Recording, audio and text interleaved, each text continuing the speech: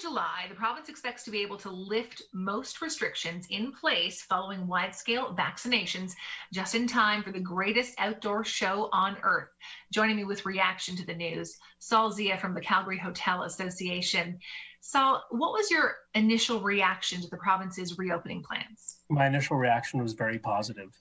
First of all, in the past, the tourism sector has been often ignored when we look at reopening versus other categories such as worship. But this time, tourism and hospitality were at the forefront of the reopening, with patios opening later this or early next week, and then the early June, could be as early as June 10th, for expansion of hospitality facilities like dining, swimming pools, fitness centers, and hot tubs. There's so much focused on making Stampede happen, and much of this province's plan is geared towards that. How do you feel about that, and how important is making Stampede happen for the tourism industry? The Calgary Stampede running this year on July 9th is paramount to the tourism industry. Just as a feature and showcase event, an event to also show how safely we can stage events in the province of Alberta. Regardless of the stages and the scale of opening, I'm happy to see the Stampede is continuing their approach of a distanced, safe Stampede, not necessarily opening the floodgates to Stampede, but staging a really positive Stampede, but with all the consideration for the fact that we're not out of the pandemic yet, and won't be out of the pandemic by July 9th. Are there any extra steps that your industry in the next little while, as we try to push through this, hopefully what is the end of this pandemic, that your industry is doing to welcome people back safely? We have to consider the needs of volunteers, because those events count on volunteers to be successful and not just on paid attendance.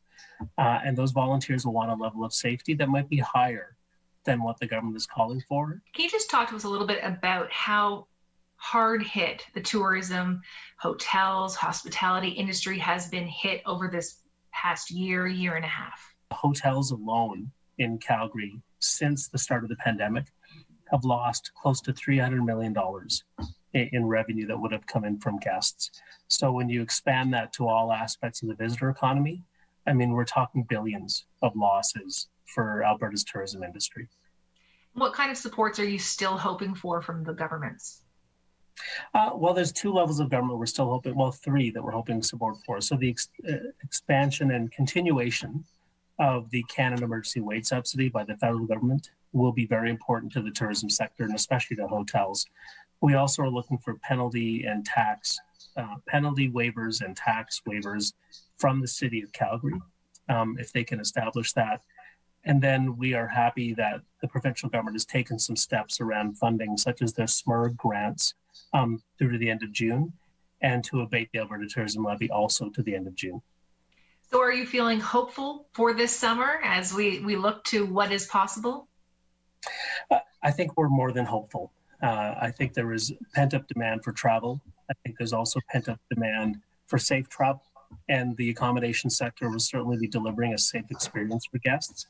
So I'm more than hopeful. It's going to be a busy summer for Calgary's hotels, certainly for the resorts around Calgary.